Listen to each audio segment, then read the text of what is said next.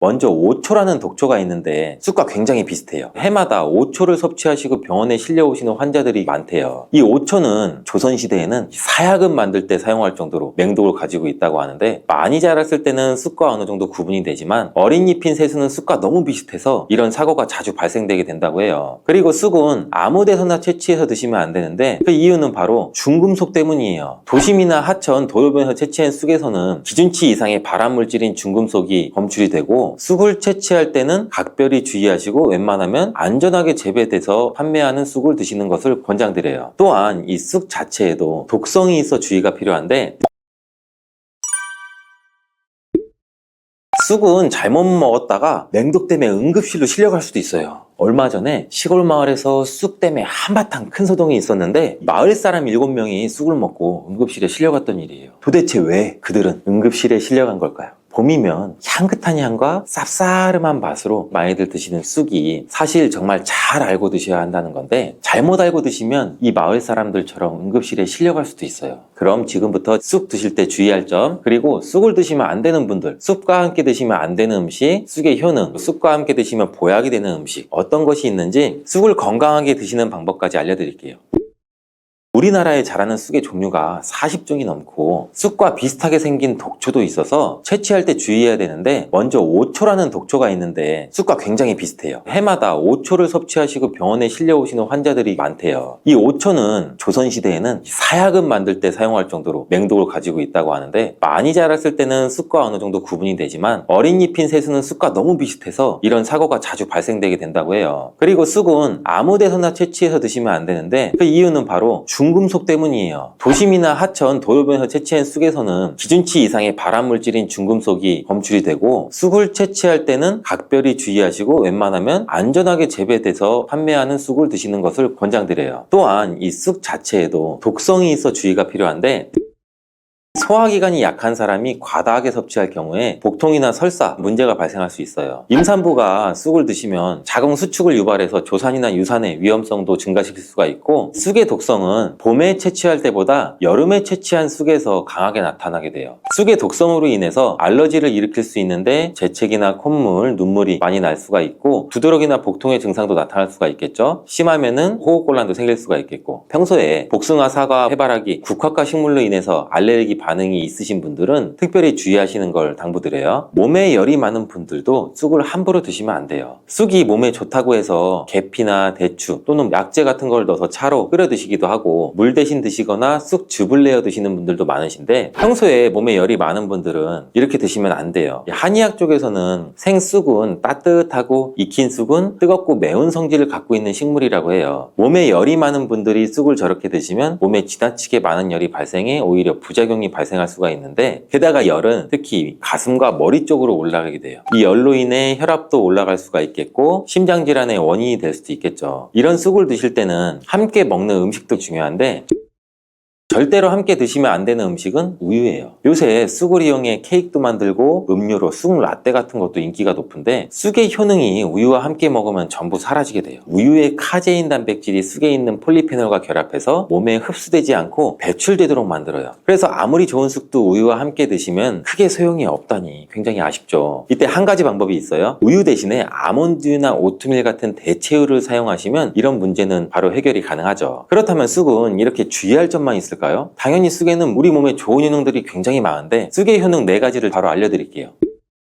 첫 번째, 쑥의 효능은 염증 제거에 탁월한 효능을 발휘해요. 쑥은 예로부터 약초로 많이 사용돼서 왔고, 현대 한의학에서도 쑥은 약재로 많이 사용되고 있죠. 특히 쑥은 민간요법으로 상처에 붙여 감염을 방지하거나 우리 혈관 내의 염증을 제거하는 데도 사용되고, 이러한 쑥의 사용법은 과학적으로도 올바른 방법으로 또 인정을 받고 있어요. 이러한 항염증 효능은 쑥에 함유된 타닌 성분 때문인데, 타닌은 몸속에 유해물질을 배출하는 데 도움을 주고 쑥 특유의 떫은 맛을 내는 역할도 해요. 항염, 항알러지 작용으로 아토피와 같은 알러지 체질을 개선하는 데도 도움을 줄 수가 있고, 우리 혈액 정화 작용을 해주는 클로로필 성분이 풍부해서 혈관 내에 나쁜 콜레스테롤을 흡착해서 배출해줘서 혈액순환도 원활하게 해주죠. 이뿐 아니라 클로로필은 혈액 내에 해로운 병균을 제거해주는 백혈구의 수를 늘려 염증을 억제하는 데 탁월한 효능을 발휘해줘요. 두 번째 쑥의 효능은 당뇨 개선에도 탁월하죠. 쑥에는 이눌린이라는 수용성 식이섬유가 풍부한데, 이 성분은 장에서 포도당의 흡수를 느리게 만들고 식후에 혈당이 급격히 오르는 것을 예방합니다. 예방해주죠. 건강한 성인을 대상으로 한 최근의 연구에서는 이들이 쑥 추출물을 먹고 난 후에 식후 혈당이 눈에 띄게 낮아진 결과를 확인할 수 있었대요. 그리고 클로로겐산이라는 성분이 많아서 간에서는 포도당의 합성을 억제하고 근육에서는 포도당의 이용을 촉진을 해서 혈당 조절에 큰 역할을 해준다고 해요. 실제 연구에서도 클로로겐산은 공복 혈당과 당화혈 색소가 크게 낮아지고 인슐린 감수성이 높아진 사실도 밝혀졌어요. 근데 이 두 가지 성분보다 훨씬 더 중요한 성분이 있는데 그건 바로 시네올이라는 성분이에요. 이 시네올이 혈당 조절에 결정적인 역할을 하는데 췌장의 베타서포를 자극해서 인슐린 분비를 촉진시켜주고 말초 조직에서는 인슐린의 감수성을 높이는 역할을 해요. 시네올 말고도 쑥에는 이눌린, 클로로겐산, 폴리페놀 등 여러 생리활성 물질들이 복합적으로 작용해서 당뇨를 개선하는 효과를 나타내는 거예요. 세 번째 쑥의 효능은 몸을 따뜻하게 해주는 역할을 하죠. 당뇨 개선에도 도움을 주는 시네올은 특유의 향을 내며 몸을 따뜻하게 해주는 효과가 있어요. 시네올은 혈액순환을 촉진하고 면역력을 강화하는 데도 도움을 주고 특히 이 손발이 찬 수족 냉증을 개선하는 데도 효과적이죠. 신진대사를 원활하게 해줘서 생리통, 생리불순 등 여성질환을 완화시키는 데도 큰 역할을 해주죠. 쑥의 따뜻한 성질이 혈액순환을 촉진하고 자궁의 기능도 강화해주기 때문이에요. 네 번째 쑥의 효능은 장을 건강하게 해서 변비를 예방하고 소화불량을 해결하는 데 도움을 줄 수 있는 거죠. 이 쑥에는 시금치보다 무려 3배나 많은 식이섬유를 갖고 있어서 장운동을 촉진시키고 변비나 숙변 제거에도 탁월해요. 또한 시네올은 위장점막의 염증도 완화하고 위장 내 유해균을 제거해서 소화장애도 예방하는 데 도움을 주죠. 그리고 쑥에 함유된 비타민 A는 우리 장에 있는 점막도 보호해주고 장 건강을 유지하는 데 도움을 줘서 항산화 작용이 뛰어난 비타민 C도 장내 유해균을 제거해주고 장내 환경도 건강하게 해줄 수가 있죠. 평소 소화가 잘 되지 않는 분은 쑥을 섭취하셔서 답답하고 더부룩한 증상을 해결하면 정말 좋겠죠. 근데 쑥을 드실 때 쑥만 드시는 게 아니잖아요. 다른 음식들과 같이 드시는데 쑥도 궁합이 맞는 음식이 따로 있다는 거 제가 지금 알려드릴게요. 쑥과 함께 드시면 보약이 되는 첫 번째 음식은 쌀이에요. 쑥하면 생각나는 음식이 쑥떡 아닌가요? 어릴 적 쑥개떡을 맛있게 먹었던 기억이 있는데 쑥떡은 우리나라 사람들한테 사랑받는 음식이죠. 많은 분들이 나이가 들면서 당뇨도 많이 생기고 혈당도 오르는 것을 염려해서 쌀밥을 줄이시는 경우가 많이 있는데 쌀은 우리 식단에서 빼놓을 수가 없는 거예요. 쌀은 70% 이상이 녹말로 구성되어 있어서 우리 몸에 필요한 에너지를 제공하는 핵심 원료죠. 이 녹말은 우리 몸에 거의 완벽하게 흡수되는데 쌀에는 6% 이상의 단백질도 함유가 되어 있어서 근육에 필요한 활력과 에너지를 보충해주는 역할도 해요. 하지만 이 쌀에는 지방, 식이섬유, 미네랄, 비타민이 굉장히 부족하죠. 쑥과 함께 드시면 이런 문제는 해결할 수가 있겠죠. 쑥은 칼슘도 풍부해서 뼈를 튼튼하게 할 뿐만 아니라 많은 비타민을 갖고 있어 쌀의 부족함을 채워주는 역할을 하죠. 두 번째 쑥과 함께 드시면 보약이 되는 음식은 브로콜리예요. 쑥과 브로콜리를 함께 드시면 염증과 항암에 놀라운 효능을 갖게 돼요. 브로콜리는 건강에 좋은 채소라는 사실을 잘 알고 계시는데 쑥과 함께 드시면 그 효과는 폭발적으로 향상돼요. 우선 철분의 흡수율이 2배 이상 높아지고 그래서 철분이 부족한 산모뿐 아니라 모든 연령대의 여성분들 좋은 식품이 될 수가 있어요. 그리고 서로 무기질과 비타민의 구성이 좋아서 염증 해소에 정말 대단한 시너지 효과도 발휘하게 되고 혈액이 산성화돼서 염증이 생기는 것을 차단해주고 세균에 대한 저항력도 길러줘요. 최고의 항염, 항암 식품이 될 수가 있죠. 또한 쑥과 브로콜리, 식이섬유가 함께 작용하면 놀라운 효능을 발휘해요. 쑥에는 아테미신산이라는 식이섬유가 풍부한데 이 성분이 간에서 중성지방의 대사를 원활하게 하는데 도움을 줄 수가 있고 이렇게 되면 지방간도 도움을 줄 수가 있고 몸에 지방이 저장되는 것도 막아줘서 다이어트와 붓기 제거, 특히 뱃살 제거에도 탁월할 수가 있죠. 세 번째 쑥과 함께 드시면 보약이 되는 음식은 계란이에요. 쑥과 계란을 함께 드시면 나이가 들면서 많이 생기는 신경통과 손발저림 증상도 도움을 줄 수가 있는데 특별히 여성분들한테 도움이 많이 돼요. 쑥은 따뜻한 성질을 갖고 있다고 했잖아요. 혈액순환이 잘 되고 몸의 붓기와 독소를 제거해주는 효과가 좋아서 신경통, 저림 같은 증상을 진정시키는데 도움을 주고 계란의 단백질과 쑥이 만나 근육을 단단하게 만들어주고 계란에는 단백질과 항산화 성분이 풍부하지만 비타민 C가 부족한데 쑥에는 많은 비타민 C가 들어있어서 계란의 부족한 부분을 채워줄 수가 있겠죠. 쑥의 칼슘과 미네랄은 혈액 속에서 세포의 균형을 지켜주고 폐도 정화해줘 폐질환도 완화시켜주는 효과도 가지고 있어요. 또한 골다공증과 같은 뼈질환도 예방해주기도 하고 뇌 건강에도 또 좋아요. 계란의 콜린 성분과 쑥의 비타민이 함께 기억력과 인지 기능력을 향상시켜주고 뇌세포를 보호해서 치매를 예방해주는 효과도 갖고 있어요. 네 번째, 쑥과 함께 드시면 보약이 되는 음식은 콩나물이에요. 콩나물과 쑥은 식이섬유와 필수 아미노산이 풍부해서 소화 기능을 강화시켜주는데 큰 시너지를 발휘해요. 콩나물에는 다양한 비타민과 미네랄이 풍부해서 자연적인 비타민 보충제 역할도 하고, 콩나물에는 지방이 적지만 이를 쑥과 함께 섭취함으로써 우리 몸의 염증을 줄이고 면역력 강화에 필요한 비타민 C와 E를 보충할 수가 있어요. 또한 쑥과 콩나물을 함께 드시면 피부 건강에도 도움을 주는데, 콩나물에 함유된 실리카와 쑥의 비타민이 함께 작용해서 피부 탄력과 보습을 개선할 뿐 아니라 노화를 예방할 수 있는 정말 좋은 궁합이에요. 쑥하고 함께 드시면 좋은 음식은 이렇게 많은데, 그렇다면 쑥은 어떻게 드셔야 건강하고 맛있게 드실 수가 있을까요? 쑥떡 같은 음식은 이미 잘 알고 계시잖아요. 쑥을 세척해서 말린 다음에 가루로 만들어 두시면 여러 요리에 사용하기 편하고 오랫동안 보관하기도 좋아요. 요거트에 쑥가루를 섞어 드시면 혈당 관리와 더불어 장 건강에도 도움을 줄 수 있고, 밥 지을 때 잡곡과 함께 쑥을 넣어도 좋고, 쑥 부침개, 쑥 전병 만들어 드셔도 맛과 향이 좋겠죠. 계란물에 쑥가루를 넣어 계란말이 해 드셔도 되고, 계란찜이나 계란국에 쑥을 넣어 드셔도 되고, 계란찜이나 계란말이를 만들 때 브로콜리까지 넣어 드시면 더욱더 건강에 좋은 음식이 될 수가 있겠죠. 상추는 찬성질을 가지고 있어 열을 내려주는 효과가 있어요. 바로 두피에 열을 내려줄 수가 있다는 건데, 두피열을 내려주고 상추의 항산화 물질인 베타카로틴이 활성산소를 제거해주고 혈액순환이 잘 되도록 도와주게 돼요. 이런 효능이 모낭에 필요한 영양성분 공급을 원활하게 해줘 머리카락을 건강하고 빠지지 않게 잡아주고 머리 결도 좋게 해주는 거예요. 밤잠 설치시는 분들도 계시죠. 상추를 먹으면 졸리다는 말은 한 번쯤은 들어보셨을 거예요. 이 상추에는 락토카리움 성분이 들어있는데, 이 성분은 수면 유도, 진정, 최면 효능에 있어 불면증을 개선하는 데에도 도움을 줄 수가 있어요. 락토카리움 성분뿐 아니라 숙면 호르몬이라고 알려진 멜라토닌이라는 성분도 상추에 많이 함유되어 있어 불면증 개선에 도움을 주는데, 락토라리움 성분은 상추 잎보다는 많이 함유가 되어 있어 불면증 치료를 위해서 상추를 드시려면 차로 끓여 드시면 효과를 볼 수 있을 거예요. 상추는 입으로도 상추차를 끓여 드릴 수가 있는데, 지금부터 말씀드리는 내용 중 하나라도 해당이 되는 분이라면 집중해주세요. 상추에는 이 비타민 A씨뿐만 아니라 엽산, 칼슘, 식이섬유 등의 다양한 영양소가 있어서 건강에 아주 좋은 식물이죠. 부작용이 거의 없는 채소라고 알고 있지만 먹는 방법에 따라서 오히려 건강을 해칠 수도 있다는 사실 알고 계신가요? 어떻게 먹고 무엇과 먹느냐에 따라서 상추의 효능은 완전히 달라질 수가 있는데, 지금부터 상추의 효능에는 어떤 것이 있고 먹을 때 주의할 점과 함께 드시면 보약이 되는 음식까지 상추에 대한 모든 걸 알려드릴게요.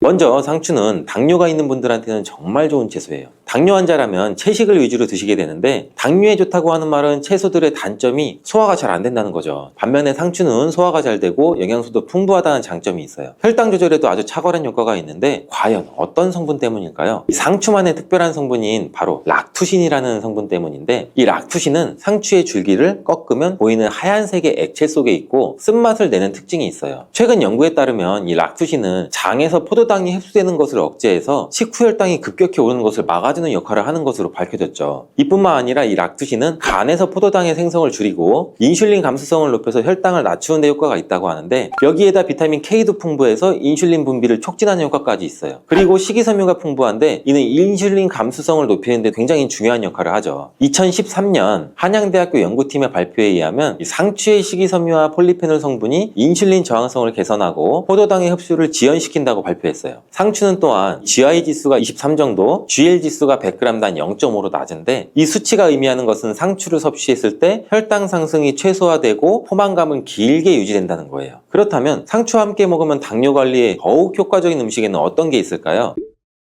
요즘 들어 부쩍 유명해진 과일이죠. 바로 아보카도예요. 불포화 지방산이 풍부한 아보카도는 인슐린 감수성을 높이는 데 도움을 주고, 풍부한 식이섬유는 콜레스테롤 수치를 낮춰주고 혈당 조절에 폭발적인 시너지 효과를 나타내요. 계란도 상추와 함께 먹으면 좋은데, 계란에는 질 좋은 단백질과 각종 영양 성분이 풍부하죠. 혈당도 천천히 오르게 하고 혈당을 오랜 시간 안정적으로 유지하는 데 도움을 주죠. 계란의 단백질은 포만감을 오래 유지해주고 과식도 막아주고 간에서 포도당의 생성을 줄여주는 효과도 있어 당뇨에 많은 도움을 줄 수 있어요. 상추와 만나면 이런 효과는 시너지를 발생되게 되는데, 상추, 아보카도, 계란을 함께 넣은 샐러드를 드신다면 혈당 잡는 최고의 요리라고 할 수 있죠. 피부가 칙칙하고 주름이 늘어나고 있는 분들도 집중해주세요. 상추가 피부에 굉장히 좋은 효과를 갖고 있는데, 상추에는 이 비타민 A와 C가 풍부해요. 비타민 A를 다른 말로 레티놀이라고 하는데, 레티놀이 뭐냐면 대부분의 화장품의 원료로 사용되는 성분이에요. 그만큼 피부에 좋다는 거죠. 이 레티놀은 피부 아래쪽의 콜라겐이나 엘라스틴 등의 탄력섬유를 증가시키는 있는 효능을 가지고 있고, 비타민 C도 콜라겐 생성에 관여하는 아주 중요한 성분이기 때문에 비타민 C가 몸속에 부족하면 피부에 탄력이 떨어지고 주름도 늘어나게 되는 거죠. 그리고 자외선 때문에 피부가 많이 손상이 되는데, 이런 자외선으로부터 손상되는 것을 막아주는 역할을 비타민 C가 해주죠. 멜라닌 색소의 생성도 억제해주기 때문에 칙칙한 피부를 밝게 만들어주는 미백 효과도 볼 수 있고, 피부 미백에 도움을 주는 약재 중에 상엽이라고 있는데, 이 상엽은 뽕나무 잎이에요. 뽕나무 잎이 항염증 작용도 좋고 피부 미백 효과도 뛰어나기 때문에 상추와 뽕나무 잎을 함께 차로 끓여 드시면 피부 건강에도 큰 도움을 받을 수가 있죠. 상추에 락투신이라는 성분이 당뇨에 좋다고 했잖아요. 근데 이 성분이 또 두통을 진정시켜주는 데도 효과가 좋아요. 머리가 지끈지끈 아픈 분들이 상추를 드시면 도움을 받을 수 있는데, 의학의 아버지 히포크라테스가 환자를 수술할 때 상추를 먼저 먹이고 수술을 했다는 기록도 있대요. 상추 안에 락투신 성분이 마취제가 없던 시절에 수술받는 환자의 고통을 줄여주는데 도움을 주기도 했다는 거죠. 이런 락투신은 염증으로 인한 통증을 줄여주고 두통을 완화시켜주기도 하는데, 특히 열이 오르면서 통증이 발생되는 두통을 개선하는데 효능이 탁월하다고 해요. 또한 상추는 눈 건강에도 도움이 되고, 상추에는 루테인, 비타민 A, 베타카로틴이 풍부하기 때문이죠. 루테인은 영양제로도 많이 드시고 계시잖아요. 눈 건강에 도움을 주는 대표적인 영양소가 바로 이 루테인인 건 알고 계실 거예요. 눈이 노화가 진행되면 황반색소의 밀도가 감소되기 때문에 루테인이 황반색소 밀도를 유지하는 데 도움을 주고, 황반 변성도 예방해서 요놉신의 생성을 도와주기 때문에 시력도 좋아지게 해줍니다. 또한 이 베타카로틴은 활성산소를 제거해서 눈의 노화를 예방하고 비타민 A로 전환돼서 눈의 점막을 건강하게 유지하도록 도움을 줄 수가 있고요. 또 야맹증, 안구건조증 등의 안구질환도 예방하는 데에도 많은 도움을 줘 눈 건강에 필수적인 영양소죠. 열이 머리로 올라가게 되면 두피가 건조해지고 비듬도 많이 생기게 되고 두피에 염증도 발생되죠. 또 모낭에 영양분이 충분히 공급되지 못하고 머리카락을 잘 잡아주지 못해 탈모가 일어나게 되는데, 이럴 때는 두피의 상태를 건강하게 만들어줘야 탈모를 방지할 수가 있죠. 상추는 찬성질을 가지고 있어 열을 내려주는 효과가 있어요. 바로 두피에 열을 내려줄 수가 있다는 건데, 두피 열을 내려주고 상추의 항산화 물질인 베타카로틴이 활성산소를 제거해주고 혈액순환이 잘 되도록 도와주게 돼요. 이런 효능이 모낭에 필요한 영양성분 공급을 원활하게 해줘 머리카락을 건강하고 빠지지 않게 잡아주고 머리 결도 좋게 해주는 거예요. 밤잠 설치시는 분들도 계시죠. 상추를 먹으면 졸리다는 말은 한 번쯤은 들어보셨을 거예요. 이 상추에는 락투카리움 성분이 들어있는데, 이 성분은 수면 유도, 진정, 최면 효능에 있어 불면증을 개선하는 데에도 도움을 줄 수가 있어요. 락투카리움 성분뿐 아니라 숙면 호르몬이라고 알려진 멜라토닌이라는 성분도 상추에 많이 함유되어 있어 불면증 개선에 도움을 주는데, 락투라리움 성분은 상추 잎보다는 상추 대에 더 많이 함유가 되어 있어 불면증 치료를 위해서 상추를 드시려면 상추 대를 차로 끓여 드시면 효과를 볼 수 있을 거예요. 상추는 입으로도 상추차를 끓여 드릴 수가 있는데, 제가 방법을 한번 알려드릴게요. 첫 번째는 건조되지 않은 상추를 끓는 물에 넣고 상추를 우려서 그 물을 차로 드시는 방법이 있어요. 따뜻하게 드셔도 되고 냉장고에 보관하셨다 드셔도 돼요. 두 번째 방법은 상추 잎을 건조시킨 후 기름을 두르지 않은 팬에 한번 섞어주시면 되는데, 이때 상추잎이 바스락 부서질 거예요. 부서진 상추잎을 다시팩 같은 곳에 소분해 두셨다가 차로 우려서 드셔도 되고, 큰 통에 담아 주셨다가 마실 때마다 커피를 내리는 것처럼 거름종이에 걸러서 뜨거운 물로 우려 드셔도 돼요. 상추의 종류에 따라서 이 락투카리움 성분의 함량이 다른데, 요즘엔 쓴맛을 제거한 계량종이 많아 이 락투카리움 성분이 상당히 적게 함유가 되어 있다고 해요. 아무 상추 하나 드시면 효과를 볼 수 없고, 전남 농업기술원에서 개발한 품종인 흑카랑이라는 향추가 있는데, 일반 상추에 비해서 락투카리움 함량이 124배나 높다고 해요. 수면 개선을 위해 상추를 드실 분들은 흑카랑을 구매해서 드시면 효과를 볼 수가 있겠죠. 장이 안 좋은 분들한테도 상추는 많은 도움이 되는데, 상추에는 수분이 풍부하고 식이섬유와 마그네슘이 많아 수분이 없어 단단해진 변도 부드럽고 묽게 만들어 배변 활동에도 도움이 돼요. 장이 건강하지 않아 장에 독소가 쌓이게 되면 그 독이 위로 올라와 얼굴에 나타나게 돼서 얼굴에 여드름 같은 뾰루지가 생기고 피부가 어두워지는 증상도 나타날 수가 있어요. 상추에는 배변 활동을 활발하게 하는 식이섬유뿐만 아니라 엽산도 풍부해 대장의 염증을 줄여주는 효과도 있어요. 그리고 비타민 K, 엽산, 루테인이 함께 작용해서 이 염증뿐 아니라 대장암을 예방하는 데에도 효능을 발휘하게 되는데, 풍부한 엽산은 혈액을 생성하는 데에도 도움을 주지만 손상된 세포 DNA를 복구하는 효능이 있어 암을 예방할 수도 있어요. 식이섬유는 장내에 쌓인 노폐물을 흡착해서 몸 밖으로 배출해주죠. 있고요. 또 염증도 제거해줘서 장을 건강하게 해주는 거죠. 상추는 뼈 건강에도 도움이 된다는 보고가 있는데 미국의 캘리포니아 주립대학교에서 우주인을 위한 유전자 조작 상추를 만들었대요. 사람이 우주에 가게 되면 중력이 없기 때문에 골밀도의 손실이 심하게 일어나잖아요. 한 달에 1% 정도씩 줄어든다고 하는데 유전자 조작된 상추를 먹으면 이런 현상을 막아줄 수가 있대요. 이 상추에는 뼈 생성을 촉진하는 부갑상선 호르몬 유전자가 들어있는데 유전자 조작이 되지 않은 상추에도 칼슘이 많이 들어있어 골다공증 예방에도 도움을 줄 수가 있어요. 두부와 함께 드시면 이 효과는 배가 되는데 두부에는 이소플라본이라는 성분이 많은데 상추의 칼슘이 몸속에 흡수되는 것을 도와줘 골다공증을 예방하는 효과를 극대화시켜주죠. 상추를 드실 때는 주의할 점이 별로 없지만 이것만은 꼭 기억하세요.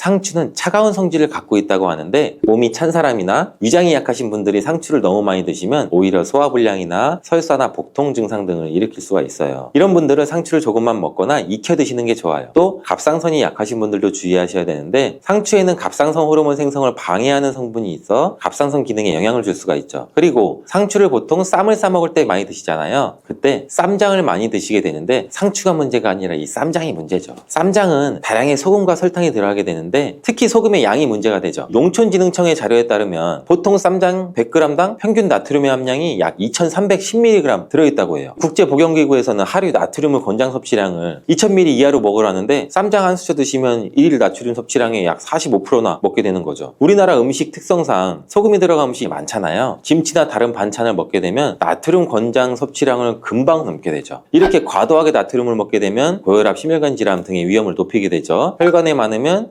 뇌졸중의 발병률도 높아지고 혈관에 악영향을 미치게 되니 쌈을 싸 드실 때는 최소한으로 줄이시는 게 좋겠죠. 두릅과 같이 표고버섯도 독특한 향과 맛 그리고 풍부한 영양소를 함유하고 있는데 표고버섯 하면 항암식품 굉장히 유명하잖아요. 두릅 또한 암 환자들의 식단에 꼭 들어가는 식재료예요. 두릅에 함유된 사포닌과 셀레늄이라는 성분이 암세포의 증식을 억제하기 때문인데 한 연구에서 셀레늄을 꾸준히 섭취한 사람들의 암 발생 확률이 약 40% 이하로 나타났고 암으로 인한 사망률도 50% 이하였다는 보고도 있어요. 표고버섯에도 항암 성분이 풍부해서 암 억제 효능이 뛰어난데 특히 대장암과 위암, 췌장암의 예방에 탁월한 효능을 발휘하는 것으로 알려져 있죠. 쌉쌀한 맛과 향긋한 봄향이 나는 두릅은 당뇨 예방, 혈관 청소, 염증 제거, 면역력 증진, 항암 작용, 관절염 방지, 몸에 좋은 효능들이 정말 많아요. 그런데 두릅에 대해 10명 중 9명은 이걸 잘 모르시더라고요. 바로 두릅을 먹는 방법에 따라 두릅에 있는 영양 성분을 거의 흡수하지 못할 수도 있고 오히려 건강을 해칠 수도 있다는 거예요. 두릅의 효능 그리고 그 효능을 극대화시키는 방법, 두릅과 함께 먹으면 좋은 음식, 두릅의 요리의 특급 조리법, 두릅 먹을 때 주의할 점까지 두릅에 대한 모든 것 알아볼게요.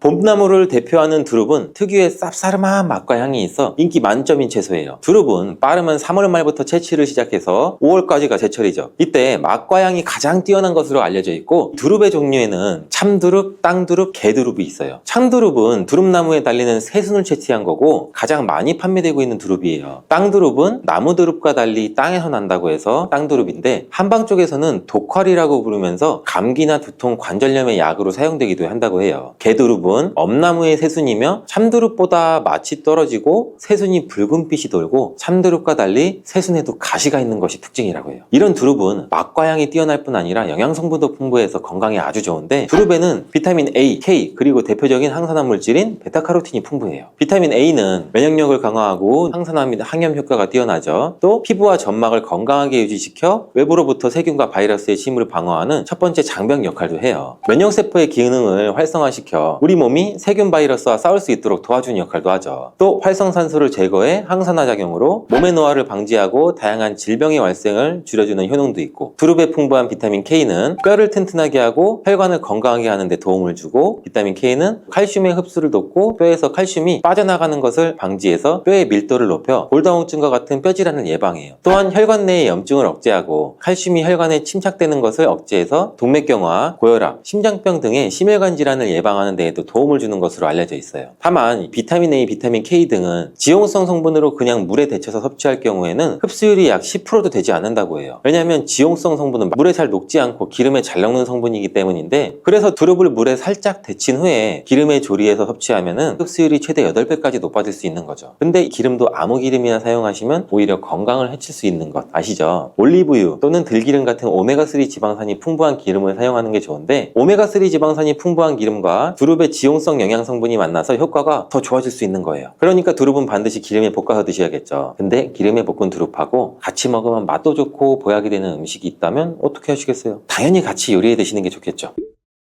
첫 번째는 바로 소고기예요. 이 두릅과 소고기는 최고의 음식궁합으로 영양학자들이 손꼽는 조합이래요. 소고기의 불포화 지방산이 두릅의 풍부한 비타민과 철분, 마그네슘 등의 무기질을 흡수하는 데 도움을 주고, 두릅의 부족한 단백질을 소고기가 보충해주고, 소고기에는 단백질이 풍부한 장점도 있지만 콜레스테롤이 많아 혈관 건강에 안 좋은 단점도 있대요. 쌉쌀한 맛을 내는 두릅의 사포닌 성분이 유해 콜레스테롤을 녹여서 배출시켜주는 역할을 하고, 소고기의 단점을 보완해주고, 또 사포닌은 포도당의 생성을 억제해서 혈당을 낮춰줄 뿐만 아니라 인슐린 분비를 활성화시켜줘서 당뇨를 예방하는 데도 탁월한 효능이 있죠. 그리고 소고기에는 단백질뿐 아니라 우리 몸에 필요한 필수 아미노산이 풍부하게 함유되어 있고, 두릅의 식물성 단백질과 소고기의 동물성 단백질의 조화로 근육을 탄탄하게 하고 에너지를 풍부하게 공급해줘서 피로회복에도 도움을 주는 천연 자양강장제가 되는 거예요. 소고기 하면 철분이 많다는 거 아시잖아요. 소고기의 철분은 이 혈액 생성에 필수적인 성분이고, 폐에서 산소를 운반하는 역할을 하는 아주 중요한 역할을 하는데, 이 철분이 두릅의 비타민과 만나게 되면 몸속에서 약 100여 가지 이상의 효소 반응에 관여해서 특히 이 뇌로 가는 혈관 속에 산소를 공급하는 데 도움을 줘요. 이 효능으로 기억력 향상과 인지기능력을 향상시키고 치매 예방과 뇌 건강에 탁월한 효능을 발휘하게 되는 거죠. 소고기와 두릅의 특급 레시피 알려드리겠습니다. 먼저 잘 다듬은 두릅을 끓는 물에 약 30초 정도만 데쳐주고요. 그리고 얇게 저민 소고기에 두릅을 올려서 김밥처럼 돌돌 말아줘요. 올리브유를 두른 팬에 소고기 말이 두릅을 익혀주죠. 그리고 마지막으로 접시에 올린 후에 들기름을 살짝 둘러주시면 들기름의 고소함과 두릅의 향긋한 향이 어우러진 고급 요리가 완성되죠. 두 번째, 두릅과 함께 먹으면 좋은 음식은 두부죠. 50대 이상 나이가 들수록 두부의 섭취는 정말 중요한데, 두부는 기본적으로 이 단백질이 풍부하죠. 이뿐 아니라 리놀렌산, 레시틴, 피토스테롤 등의 성분이 풍부해서 우리 몸 안의 콜레스테롤 수치를 낮춰주고 혈액순환을 원활하게 해서 혈관 질환도 예방할 수가 있죠. 두부는 체력과 근력을 유지하는 데 큰 도움을 주는데, 바로 두부의 이 풍부한 단백질 때문이죠. 근육은 매일 일정량이 새로운 근육으로 대체되기 때문에 매일 단백질을 공급을 해줘야 돼요. 우리 몸에 단백질을 공급해주기에 정말 유용한 음식이 또 두부인데, 이때 두릅과 함께 먹으면 효과가 극대화돼요. 두릅은 몸 안의 염증을 억제해서 관절염과 류마티스 관절염 등등의 염증성 질환도 예방해주고 염증으로 인한 통증도 개선하는 데 도움을 줄 수 있다고 해요. 또한 두릅은 무릎 연골을 보호하기도 하는데, 이렇게 두부와 두릅을 함께 섭취하면 50대 이후에 나타나는 근손실과 관절 통증, 염증으로 인한 문제들을 예방하는 데 도움을 줄 수가 있죠. 두부와 두릅을 함께 드실 수 있는 조리법도 알려드릴게요. 두릅을 끓는 물에 30초 정도 데쳐줘요. 두릅을 반을 갈라 한쪽 면을 납작하게 해주죠. 두부는 두릅의 크기에 맞게 약간 길게 잘라주시고 기름을 두른 팬에 올려줘. 그 위에 두릅을 올려줘서 계란물을 숟가락을 이용해 두릅과 두부 위에 부어주죠. 그 후 앞뒤로 잘 붙여주면 두부 두릅전이 완성이에요. 세 번째, 두릅과 함께 먹으면 좋은 음식은 표고버섯이에요. 두릅과 같이 표고버섯도 독특한 향과 맛, 그리고 풍부한 영양소를 함유하고 있는데, 표고버섯 하면 항암식품 굉장히 유명하잖아요. 두릅 또한 암 환자들의 식단에 꼭 들어가는 식재료예요. 두릅에 함유된 사포닌과 셀레늄이라는 성분이 암세포의 증식을 억제하기 때문인데, 한 연구에서 셀레늄을 꾸준히 섭취한 사람들의 암 발생 확률이 약 40% 이하로 나타났고 암으로 인한 사망률도 50% 이하였다는 보고도 있어요. 표고버섯에도 항암 성분이 풍부해서 암 억제 효능이 뛰어난데, 특히 대장암과 위암, 췌장암의 예방에 탁월한 효능을 발휘하는 것으로 알려져 있죠. 이런 표고버섯과 두릅을 함께 섭취할 때는 항암 효과에도 도움을 줄 수 있고, 항암 효과뿐만 아니라 콜레스테롤 수치를 낮추고 면역력을 강화시키는 데에도 탁월한 효능을 발휘하죠. 두릅과 표고버섯을 맛있게 드실 수 있는 조리법도 알려드릴게요. 끓는 물에 30초 정도 데친 두릅을 다져주죠.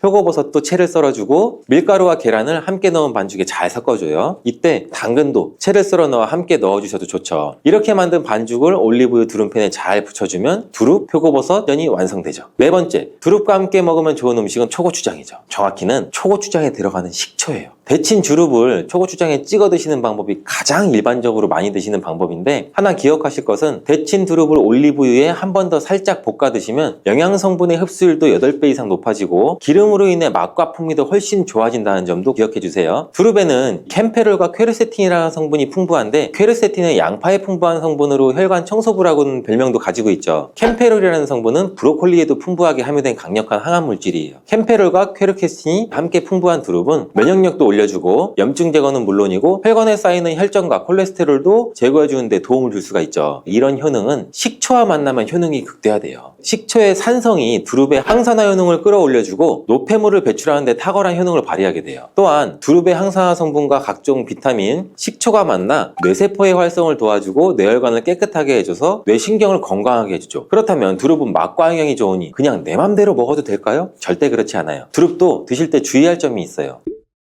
첫 번째로는 절대 생으로 드시면 안 돼요. 두릅은 어린 새순을 채취하여 섭취하기 때문에 부드러운 식감과 향긋한 향이 좋아서 생으로 드시는 분들이 계신데, 두릅의 줄기에는 독성이 있어서 생으로 드시면 오히려 식중독을 유발할 수 있고 소화기관에 탈이 날 수가 있어요. 그리고 새순보다 많이 자라 채취 시기를 지나 크게 자라게 되면 뻣뻣한 줄기는 독성이 약 10배 이상 강해지기 때문에 절대 섭취하시면 안 돼요. 두릅을 안전하게 섭취하려면 반드시 끓는 물에 30초 정도 데치기만 해도 독성은 사라지게 돼요. 두 번째는 와파린 계열의 혈전 용해제를 드시는 분들은 두릅 섭취 시 주의하셔야 돼요. 이러한 혈전 용해제는 우리 몸의 혈액을 묽게 만들어주고 혈관 속에 혈전을 녹여주는 역할을 하잖아요. 근데 두릅에는 또 비타민 K가 풍부하다고 말씀드렸잖아요. 따라서 약을 복용하시는 분들은 두릅을 드셨다면 3시간 정도 후에 약을 드시는 게 좋고, 과도하게 드시지 않도록 주의하는 게 좋아요. 세 번째, 두릅을 드실 때 주의사항은 통풍이 있으신 분들이에요. 통풍이란 간단히 단백질이 분해될 때 퓨린이라는 성분이 생성이 되는데, 이 퓨린이 몸 밖으로 배출되지 않고 몸속에 남아 변환되면서 뾰족한 결정을 이루고 관절을 망가뜨리고 극심한 통증도 유발하고 심하면 관절의 변형까지 일으키는 질환인데, 두릅에는 퓨린 성분이 풍부하기 때문에 통풍이 있으신 분들은 적당히 드시기를 추천드립니다. 도라지에는 사포닌이라는 성분이 많이 들어있는데요. 성분은 여러 가지 건강 효과가 있지만 약물과 상호작용을 일으킬 수 있다는 것 아실까요? 특히 도라지의 사포닌은 혈압을 낮추는 작용을 할 수가 있기 때문에 고혈압약을 복용 중인 분들은 도라지를 과도하게 섭취하게 되면 약효에 영향을 미칠 수가 있어서 주의가 필요합니다. 잘못하면 혈압약과 함께 섭취한 뒤 혈압이 지나치게 낮아질 위험이 있을 수 있다는 거죠. 또한 도라지는 체내에서 흡수되는 철분의 양을 방해할 수가 있는데요. 한 사람이나 철분제를 복용 중인 분들은 도라지 섭취에 신경을 써야 할 필요가 있습니다. 향긋하면서도 쌉쌀한 도라지 좋아하시나요? 도라지는 무침이나 도라지차, 도라지즙으로 우리 주변에서 손쉽게 찾아볼 수 있는데요. 도라지는 그 독특한 맛과 함께 여러 가지 건강 효능을 가지고 있는데, 특히 중년과 노년층에게는 더욱 중요한 효과들이 많다는 것 아실까요? 오늘은 도라지가 어떤 효능을 가지고 있는지, 도라지와 함께 먹으면 더 좋은 음식, 또 도라지에 대한 우리 건강에 유용한 다양한 정보까지 자세하게 알려드릴게요.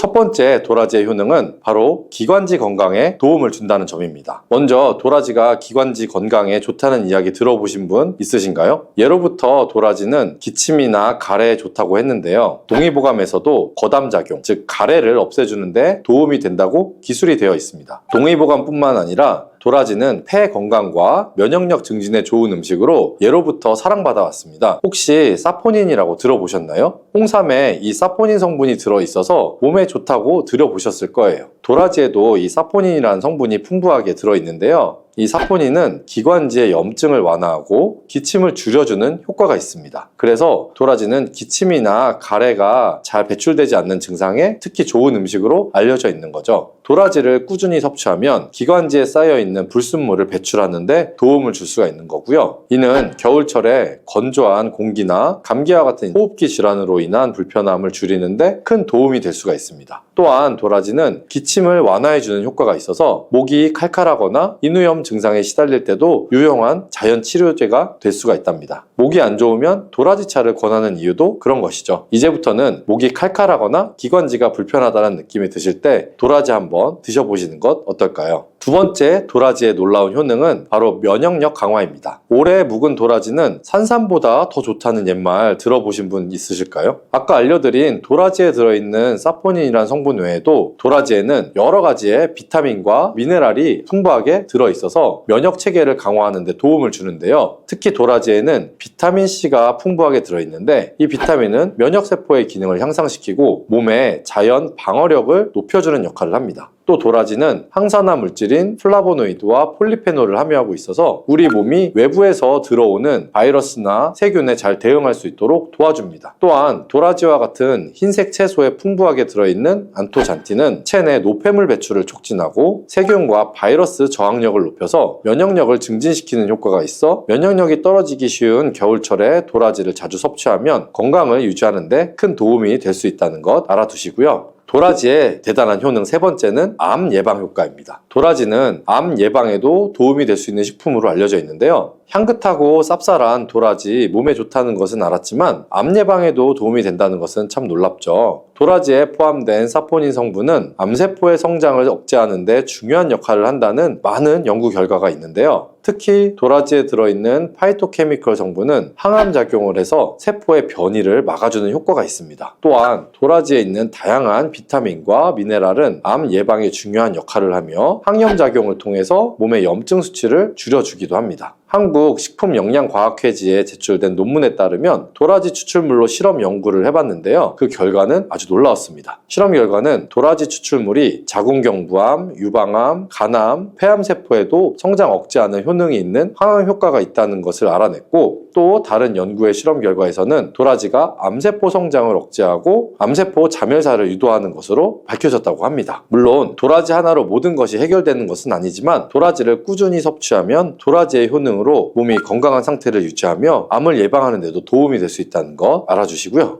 도라지의 놀라운 효능 네 번째는 노화 방지 효과입니다. 도라지의 중요한 효능 중 하나는 바로 노화 방지입니다. 도라지에는 풍부한 항산화 성분이 들어있어서 세포의 노화를 늦추는 데 도움을 준다니 놀랍지 않나요? 우리 몸은 나이가 들면서 자연적으로 활성산소가 증가하고 이 활성산소가 세포를 손상시켜서 노화를 촉진하는데요. 도라지에 포함된 항산화 성분은 이 활성산소를 제거하고 세포를 보호해줄 뿐만 아니라 도라지는 피부 건강에도 도움이 될 수가 있답니다. 뿐만 아니라 도라지의 사포닌과 플라티코딘 D 성분이 체지방 감소와 지방 배출을 촉진해서 다이어트에도 효과적이고 도라지에 함유된 비타민C는 피부의 콜라겐 생성을 촉진시켜주기 때문에 피부 탄력과 건강을 유지하는 데 좋은 역할을 해주는데요. 이런 이유들로 도라지는 노화 방지와 피부 그리고 전반적인 신체 건강을 위해서 꾸준히 섭취하는 것이 좋습니다. 도라지는 놀라운 건강 효능이 있는 식품이지만 모든 음식이 그렇듯이 잘못 섭취하거나 특정한 체질의 사람에게는 부작용이 있을 수가 있는데요. 몸에 독이 될 수 있는 도라지 섭취법과 도라지를 드실 때 주의할 점을 몇 가지 알려드릴게요.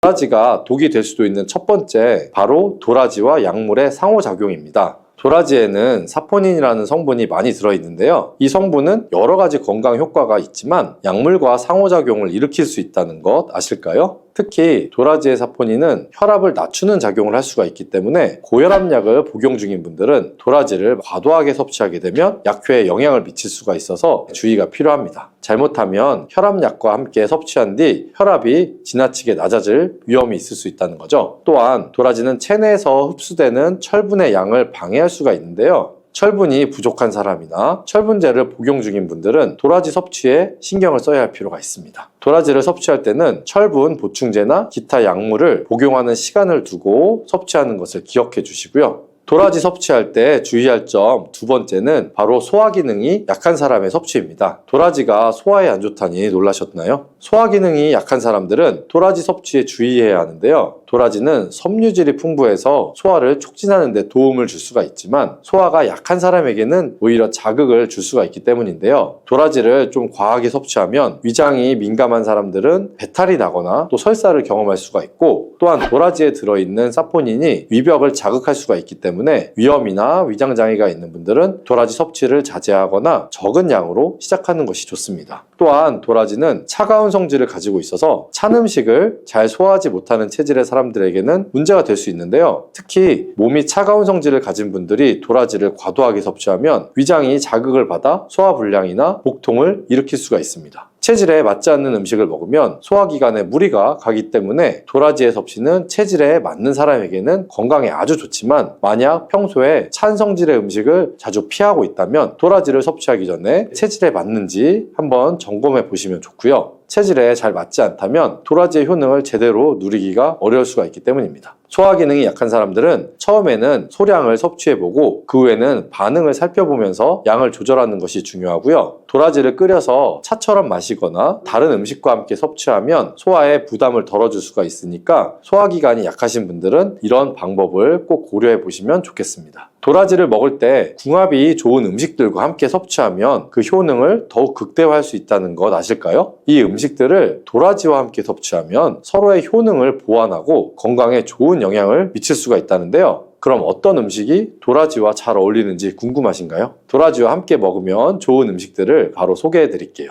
첫 번째로 찰떡궁합은 도라지와 사과입니다. 도라지와 사과는 궁합이 정말 좋은 음식이라는 거 아셨을까요? 사과에는 비타민C와 식이섬유가 풍부하게 들어있는데요. 이 성분들이 도라지와 함께 섭취하면 서로 시너지 효과를 낼 수가 있습니다. 도라지가 가진 항산화 성분과 비타민C 그리고 사과가 가지고 있는 비타민과 여러 영양 성분들이 결합하면 면역력 강화에 큰 도움이 되며 특히 겨울철 감기 예방에 아주 효과적입니다. 사과는 소화에도 도움이 되는 음식인데 도라지와 함께 섭취하면 소화 불량을 예방하는 데에도 좋습니다. 또한 사과의 달콤한 맛이 도라지의 쌉싸름한 맛을 완화시켜 주어서 맛도 좋게 즐길 수가 있고요. 그래서 도라지를 사과와 함께 갈아서 먹거나 혹은 도라지 차에 사과 조각을 넣어서 먹는 것도 좋은 방법이니까 한번 드셔보시기 바랍니다. 도라지와 함께 먹기 좋은 두 번째 추천할 음식은 바로 배입니다. 배와 도라지의 궁합은 아주 유명하죠. 배는 도라지와 함께 섭취할 때 기관지의 건강을 더욱 강화할 수 있는 음식인데요. 배는 수분이 풍부하고 기침을 완화하는 데 효과적인 성분을 가지고 있습니다. 또한 배에 들어있는 비타민과 미네랄은 도라지의 효능을 더 잘 흡수할 수 있게 도와준답니다. 도라지와 배를 함께 섭취하면 기침을 줄이고 기관지 건강을 보호하는 데 큰 도움이 될 수 있다는데요. 배와 도라지를 함께 넣고 끓여서 차로 마시면 감기 예방과 기침 완화에 효과적이고 몸을 따뜻하게 해주는 효능도 있습니다. 또한 영양뿐만 아니라 배의 달콤함이 도라지의 쌉싸름한 맛을 부드럽게 해주어서 맛있게 즐길 수가 있답니다. 특히 쌀쌀한 겨울철 배와 도라지를 함께 드시면 맛도 좋고 몸에도 보양만큼 좋으니 꼭 챙겨 드셔야겠죠.